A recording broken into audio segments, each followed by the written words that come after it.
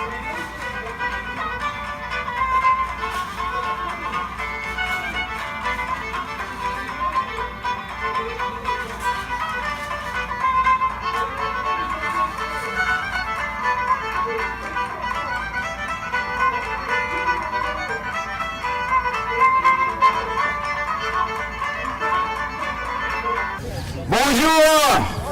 Bienvenue! Bienvenue à la journée franco-canadienne de Lawrence. Welcome to French Canadian Day here in Lawrence. I had to practice that a little. My name is Mark LaPlante. I'm a city councilor here in Lawrence. I am a third generation Canadian, French Canadian. My great-grandparents came here from Quebec. Like I said, I'm a city councilor. Let me just add one more thing before we start off with the program. I'll turn the volume. Here we go. How's that? Right better? Yeah. There we go. Got it. So, if I make it through this term, I'm going to be tied for the longest serving city councilor in the history of the city of Lawrence. So, thank you. Thank you very much. So, Sue, keep feeding me that good food. We should be all set. So, I'm going to start this off with a brief story. So, with our friends on St. Patrick's Day, there's a luncheon here at the Relief Inn.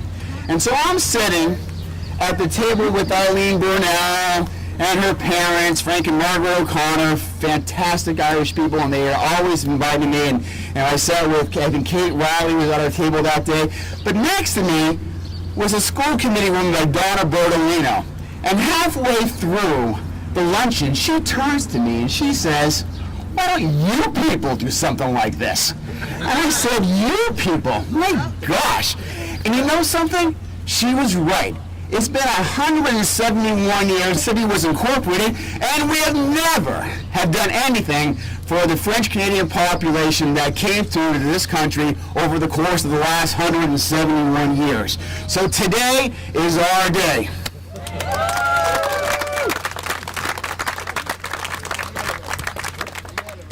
So as many of you know, I have recently come and become a bit of not an expert, but a great interest in World War I. 100 years ago this year was the ending of World War I. It's called, as many of you know, Armistice Day.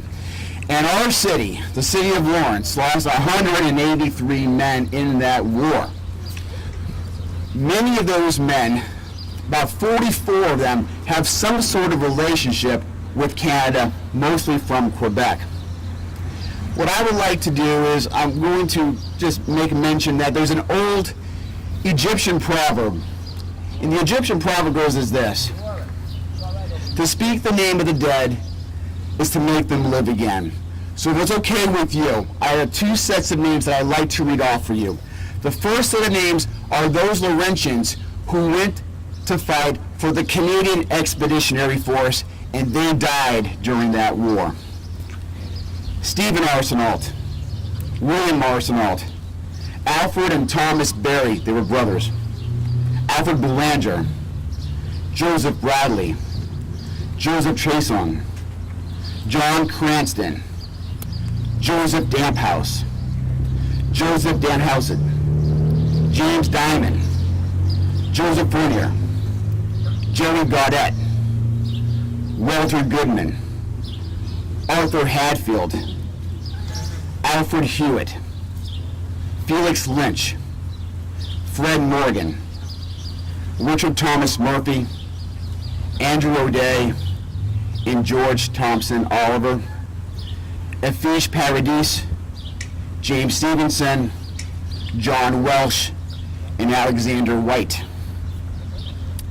The next set of names I'm about to mention are those soldiers, again, from our city, from Lawrence, who died in the American Expeditionary Force, and they, mostly from Quebec, but they have a connection to Canada.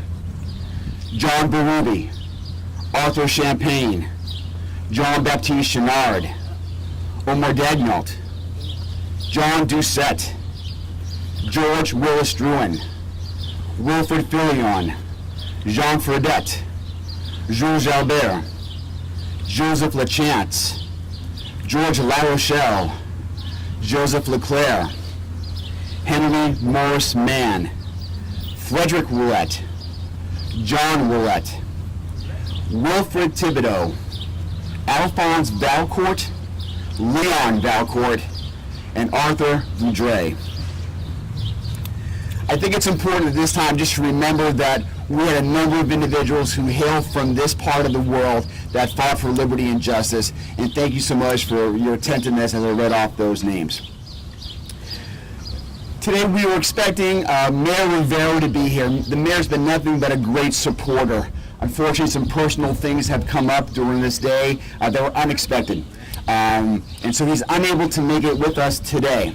But I will ask my former colleague, Councilor Eileen Burnell, who's the Chief of Staff, if she wouldn't mind coming forward and saying a few words.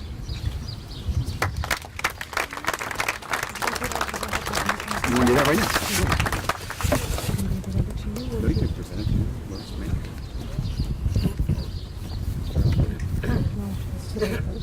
Okay. Where'd you go, Mr. Elwood? Let me help out a little now. Yeah. Mr. Elwood, would you please come forward for one moment, please, sir? Thank you very much. On behalf of Mayor Dan Rivera, I want to thank everyone for being here today to celebrate this French-Canadian Day. It is the first official one we've done in Lawrence, which does seem unusual because we have such a large population and we've been here for so many years. But we're glad that Councilor Plant took that initiative and got this rolling. And it is my sincere honor to be able to present this on his behalf today. I'm going to present you with a proclamation from the city that reads, "Be it known that I, Daniel Rivera, Mayor of the City of Lawrence, and on behalf of the residents of the City of Lawrence, Massachusetts, by and through this proclamation, hereby recognize and honor St. Jean-Baptiste Day, and hereby state as follows.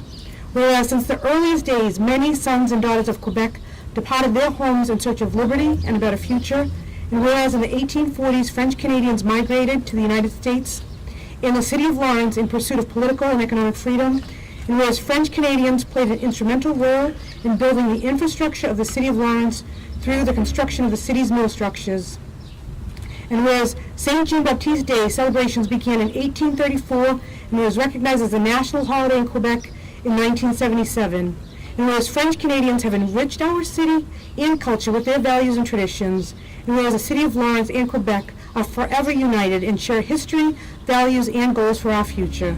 Now, therefore, I, Daniel Rivera, Mayor of the City of Lawrence, officially recognize St. Jean-Baptiste Day, and furthermore, I salute the many contributions of the people of French Canadian heritage that have made to the culture and prosperity of the City of Lawrence, Massachusetts, in the Commonwealth of Massachusetts, and set my hand and affix the seal of the City of Lawrence this 24th day of June in the year of our Lord, 2018. And on behalf of Mayor Rivera, I welcome you here to our city, and thank you for being here. Thank you. Thank you.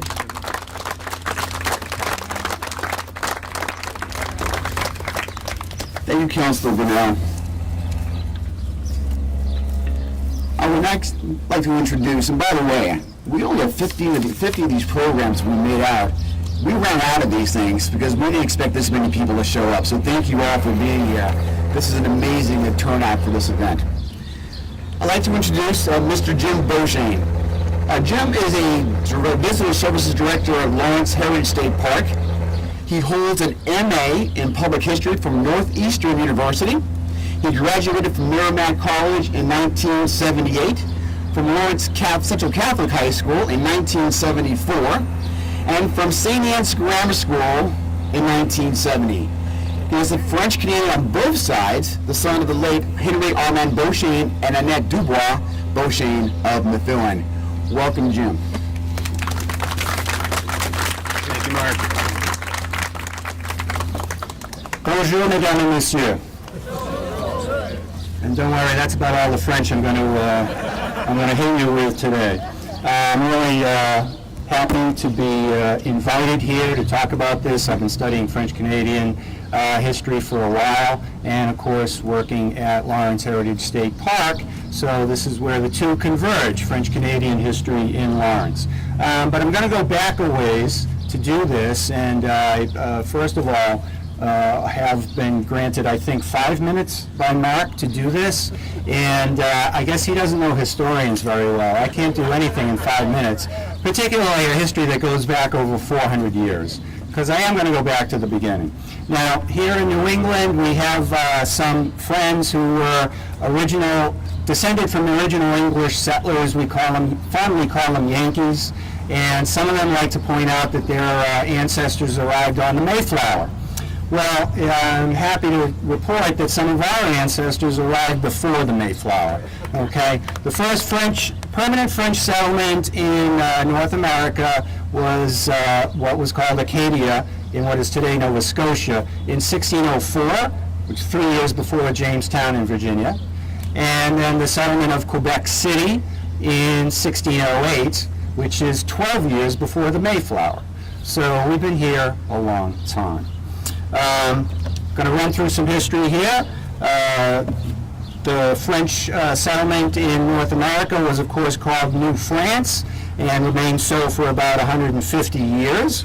Although there were some conflicts there, and certainly between the Protestant English and the Catholic French, there was a lot of conflict during those years. One of the wars resulted in the cession of the maritime provinces to the British in 1715, I believe. Ask my Acadian friends if I got that right. So the Acadians were first to become English subjects under British rule, which continued for a few decades until, in the run-up to the 7 Years' War, or what we call the French and Indian War, the British infamously expelled the Acadians from Acadia in what we call the Great Expulsion or Le Grand Dérangement. Many of them wound their way to Louisiana, becoming the Cajuns. But many also escaped the British roundup, hiding in the hinterlands, and thereby creating a permanent French presence in the maritime provinces of Canada. Now, back in Quebec, things were going okay until, again, the 7 Years' War, and in 1759, the British defeated the French on the Plains of Abraham outside Quebec City, what we call the Conquest, and from then on, Canada was British territory. The British the French allowed the British to take Canada so that they could keep the island of Guadeloupe in the Caribbean, which was a very wealthy sugar-producing colony, whereas Canada was derided by the French philosophe Voltaire as, quote, a few acres of snow. But he didn't know how good snow was when you put maple syrup on it.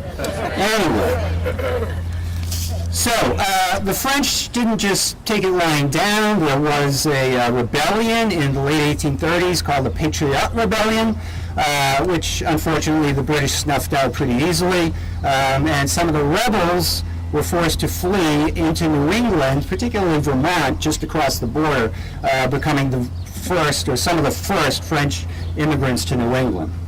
But the immigration begins in earnest during the Civil War, when the economy and the whole society of America is turned upside down, and the mills in places like Lawrence are struggling to get enough workers. And they begin to recruit up in Quebec, where the French Canadians are mostly poor farmers struggling to make a living off the land. Under the British, they're pretty much second-class citizens, although not as oppressed as the Irish. The British had kind of learned their lesson, knowing that oppression leads to rebellions, so they kind of left the French alone, but they were limited in their opportunities. So they start to come down to the mills in Lawrence and throughout New England. 1864 is the first recorded French-Canadian family getting off a train in Lawrence. And yeah, they're about the only immigrant group that came primarily by train. By 1871, there's 400 families here, and they start the first parish, St. Anne's Parish, of course, the original French-Canadian parish in Lawrence, one of the first 10 in New England, and the focal point of the community for generations after that. Of course, other organizations were formed. The Union St. Jean-Baptiste was formed in Lawrence in 1870. So quite early on, we're establishing a presence here. Nevertheless, the infamous episode in French-Canadian history in New England occurred in 1881, when the Massachusetts Commissioner of Labor in his annual report, characterized the French Canadians as, quote, the Chinese of the East. Now, if you know anything about the history of Chinese in America, you know that in 1881, they were reviled and persecuted as alien outsiders who were lowering our labor standards and resistant to assimilation and completely unassimilable. So that characterization of the French Canadians was considered naturally a big insult. But we didn't take it lying down. French Canadians fought back and demanded a hearing with the Commissioner of Labor. And at that hearing, French Canadian community leaders from across Massachusetts spoke out on behalf of our people as being good people contributing to their communities and putting down roots. One of those French Canadian leaders was from Lawrence, a gentleman named Samuel Marier. Was part of that contingent. So the commissioner kind of backed down a little bit in his next year's report. Meanwhile, the community in Lawrence is growing, putting down roots, expanding its institutions. St. Anne's builds its own church, which opens, the first church opened in 1874. Soon it's followed by schools. By 1890, the parochial schools in Lawrence, in St. Anne's, I should say, in Lawrence, are the largest in the Diocese of Boston. 900 students are attending the schools of St. Anne's Parish. But for those first few decades, the schools were taught entirely in French. For the first 3 decades, until the 19-teens, French Canadian schools were taught entirely in French because the ethic of cultural survival, which had developed in Quebec, called survivance, came down with us.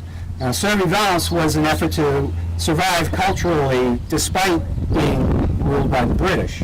And it centered on 3 elements: the French language, the Catholic faith, and the traditional way of life, the habitant family farmer.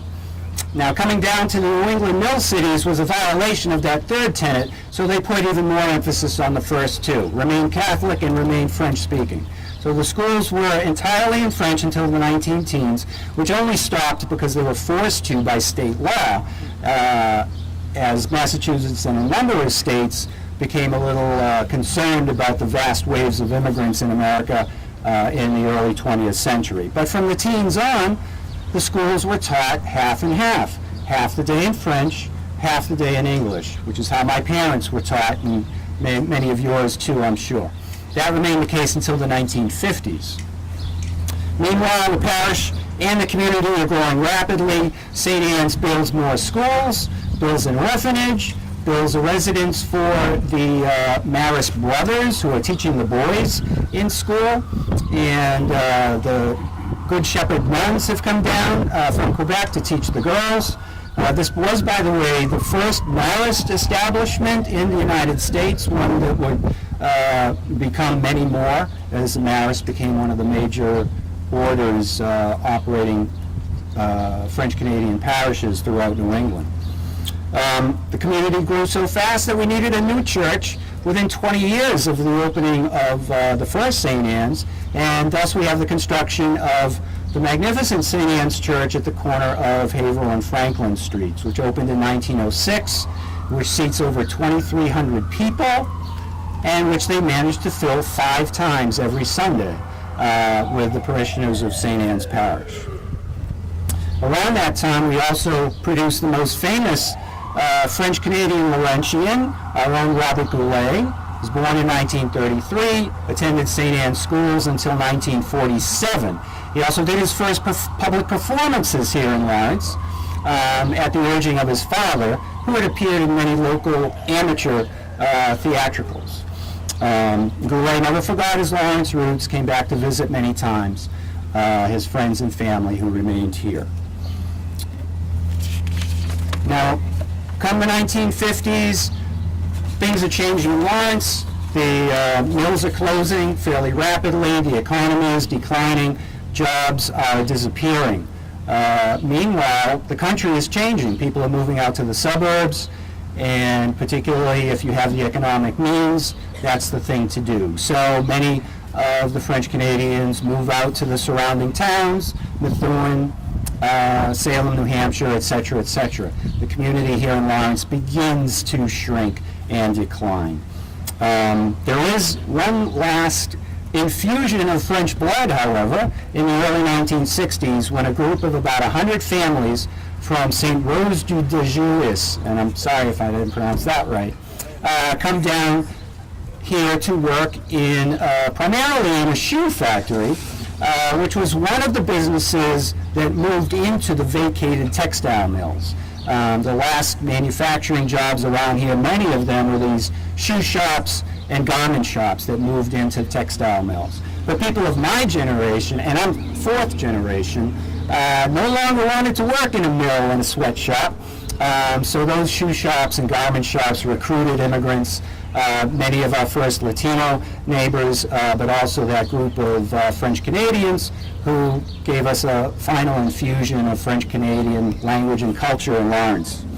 But finally in 1991, with the dispersal of people and the lack of priests, St. Anne's Parish closed.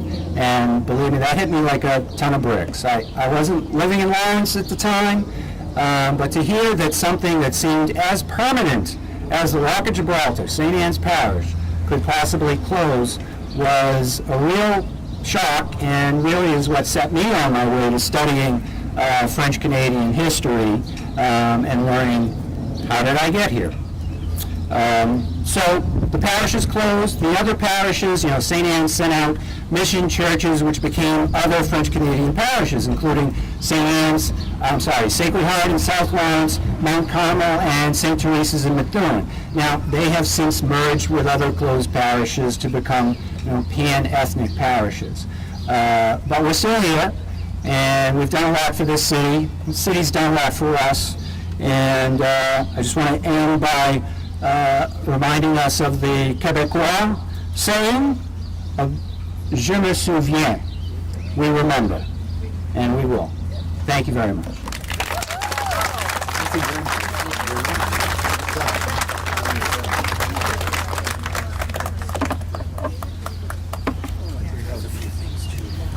That was outstanding. A lot of stuff I didn't know, but that's impressive stuff. Thank you so much, Jim, for doing all that research. Next, it gives me great honor to introduce and to welcome to our city Mr. David Atwood, who was appointed as Canada's Consul General to New England in May of 2015, and he serves as Canada's representative in Maine, Massachusetts, New Hampshire, Rhode Island, and Vermont. He was born in Beverly, Massachusetts, and is the son of Reverend Ford and Jean Atwood. He graduated from Nacogwick, did I pronounce that correctly? Thank you, Nacogwick Senior High School in New Brunswick, and completed his Bachelor's of Arts degree at Bryan College in Dayton, Tennessee. He was first elected to the Legislative Assembly of New Brunswick in 1999 and was sworn in as Minister of Agriculture, Fisheries, and Aquaculture in 2003, and took the oath of office to become the 32nd Premier of New Brunswick in 2010. Mr. Atwood and his wife Rhonda have 2 adult sons. He and his family still maintain a small family farm in New Brunswick where they raise purebred Hereford cattle. I'd like for all of us to welcome and thank Mr. Atwood here today. Thank you.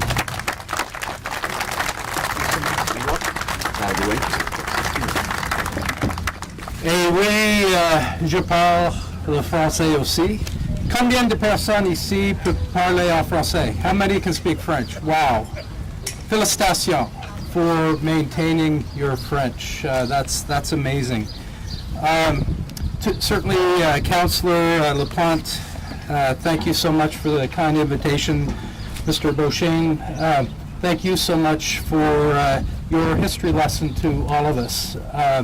One of the things I want to recognize before I begin as well, the recognition of those who gave the ultimate sacrifice for freedom, and the connectivity between certainly the people of this region of the United States, but all of the United States and Canada. That said, I think a lot. Certainly spoke very importantly to me. Today, very often we hear about the discourse that is going around the globe. One thing I think that we need to remember is just how close we truly are. And both Canada and the United States are small liberal democracies, if we want to call it that, where we value human rights, the rule of law, diversity, tolerance. And I think that on a day like today truly brings us all together to help us remember that. Je dois mentionner aussi et félicitations à toutes nos Québécois et Québécoises. Congratulations to and commendations to all of our Quebec friends who are here, and we're recognizing Saint Jean Baptiste today, and really your contributions. As a New Brunswicker, I'm pretty proud to see another flag flying today, and it's back in the corner, and it's the flag of l'Acadie. And along with hundreds of thousands of families from Quebec who came down to help build New England strong, there were many families from New Brunswick, Nova Scotia, and Prince Edward Island, French-Canadian families who came down and are still recognized here as well today. So I want to recognize you. Félicitations et merci pour le drapeau de l'Acadie. Thanks for having the Acadian flag here today as well, along with the Quebec fleur-de-lis. I'm not going to take a lot of time, but if we think back to the late 1800s, as was spoken so eloquently earlier, through the early 1900s, certainly there was a whole lot of innovation that took place and a lot of change that was taking place. And one of the things that was spoken during this time, there was a lot of need for labor down here because of the opportunities that the mills brought, whether that they be the textile mills, the shoe factories, the wood mills that were down in New England. And so it provided tremendous opportunity for French Canadians, but Canadians to come down and help build community. One of the things that wasn't mentioned, the family farm was very important then, still is very important in Canada. But French Canadian families were large. Many families, and I think the counselor was saying, said to me, your family, I think 15 in one of the sides of the lineage. So it provided opportunity, and I think the U.S. and New England was an open place for people to come help build. If we think what immigrants have done, whether it be in Canada and the U.S., and provided opportunity, they're so entrepreneurial and so community-oriented and provide tremendous opportunity for us. For Canada today, as a nation, if we had to depend on only what we think of traditional Canadians to grow our population, it wouldn't happen. So Canada is still an open place for newcomers, for immigrants to come who want to build our nation. I think that's an important message for all of us in the days that we live. So merci pour la recognition. Thanks for the recognition.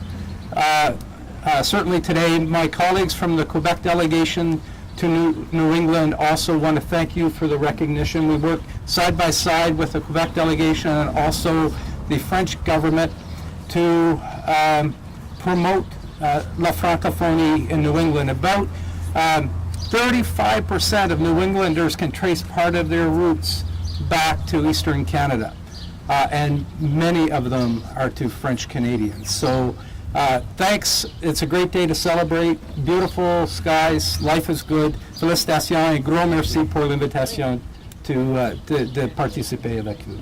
Thank you.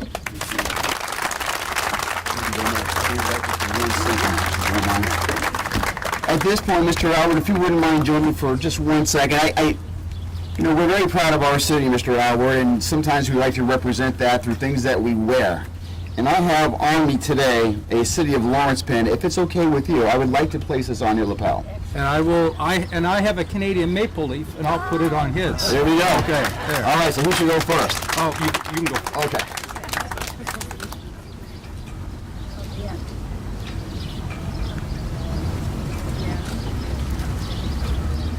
There you go.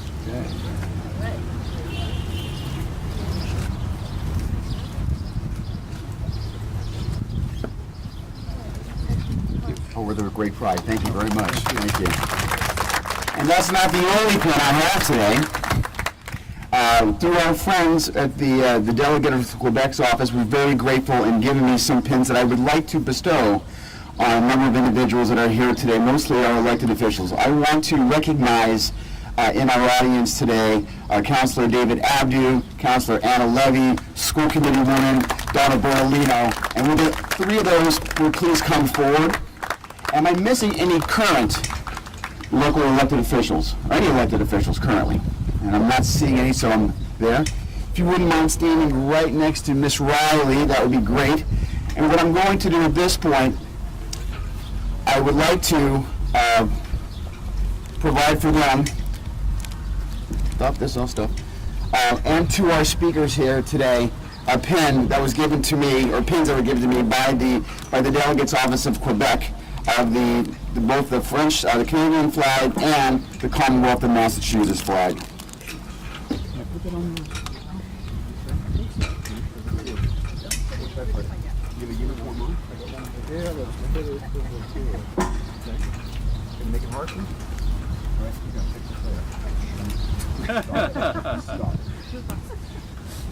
I can take a look.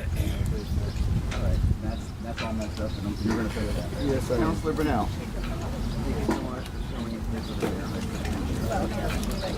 Yep.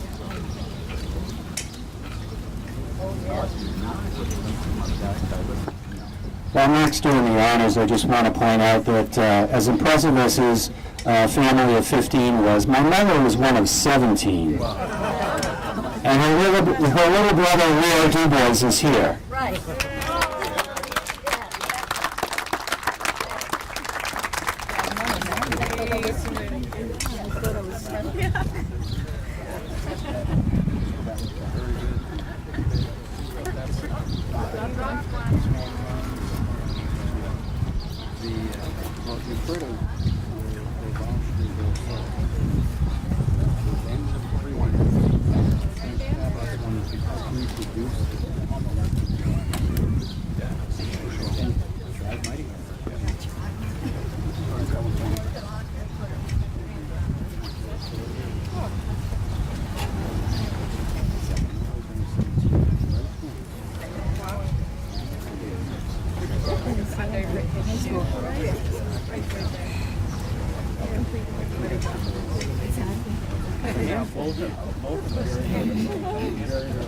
Are there cameras here? All right. Sarah has a camera feed right on the back. Right on the back of your head.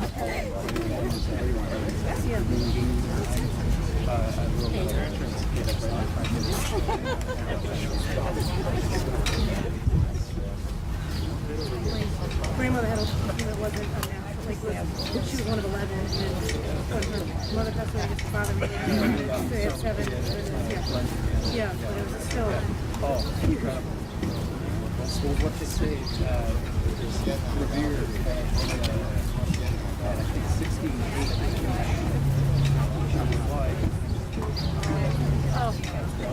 something like that, right? Paul Revere. Yeah.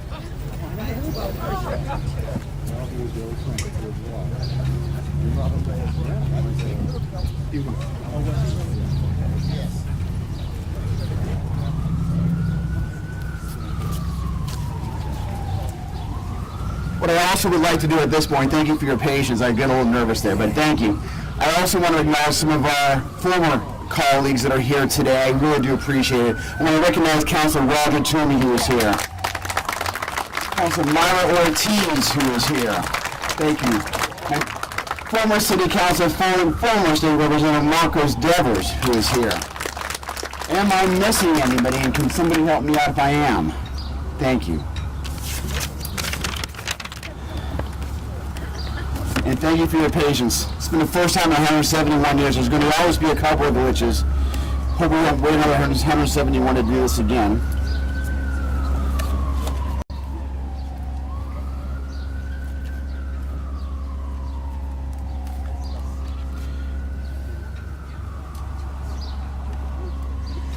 You know, we see a couple of people who have not been recognized yet, and they have a story. There was a guy by the name of Edward Sorois. He was a third-generation Laurentian. His mom and his grandfather and grandmother were born in Canada. They were married sometime in the 1860s before they came to our country. Young Eddie entered the military, and he participated in the Mexican border skirmish in 1916. He continued serving in the military in World War I, where he fought in several battles. At 20 years old, he was promoted to be a lieutenant, but you can't be an officer at 20. You had to be an officer at the age of 21. So what happened? The United States Congress commissioned him and made an exception and made him a lieutenant at the age of 20. He continued serving in World War II. He was in the China-India-Burma Theater, where he organized the 1st Tank Destroyer Battalion, and he was awarded the Legion of Merit and 2 Chinese nationalist decorations. He was promoted to Major General and was commander of the 26th Yankee Infantry Division in the 1950s. General Sorois was also involved in public service and veteran support service. He lived in Lawrence and he raised his family. What I would like to do right now is to invite the grandson of Edward Sorois, David Riley, and great-granddaughter of Edward Sorois, Kate Riley, forward for the flag ceremony. Please.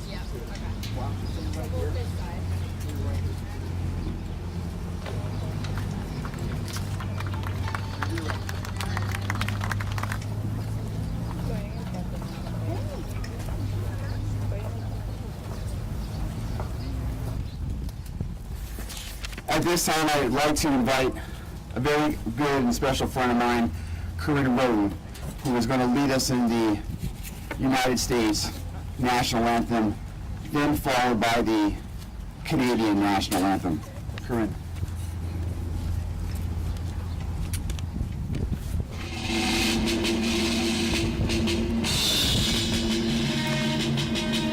Oh, say, have you seen by the dawn's early light what so proudly we hailed at the twilight's last gleam, whose broad stripes and bright stars through the perilous fight hold the ramparts we were, with Senegal and we stream,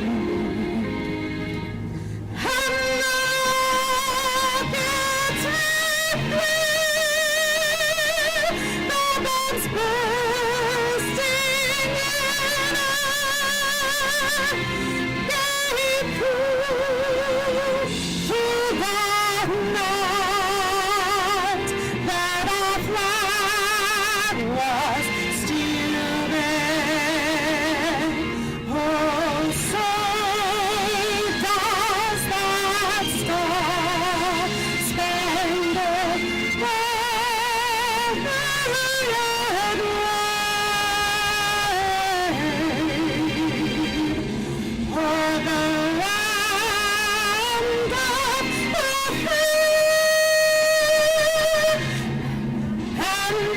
of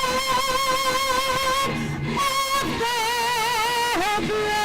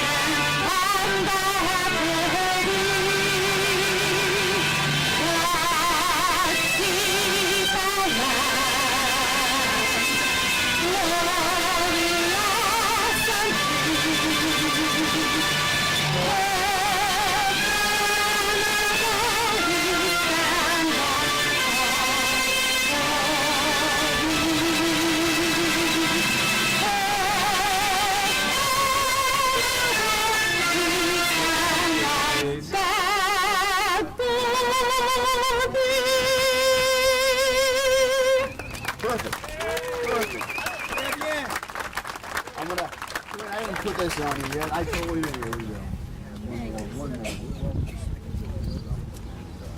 you so much, and happy French Canadian Day. Thank you.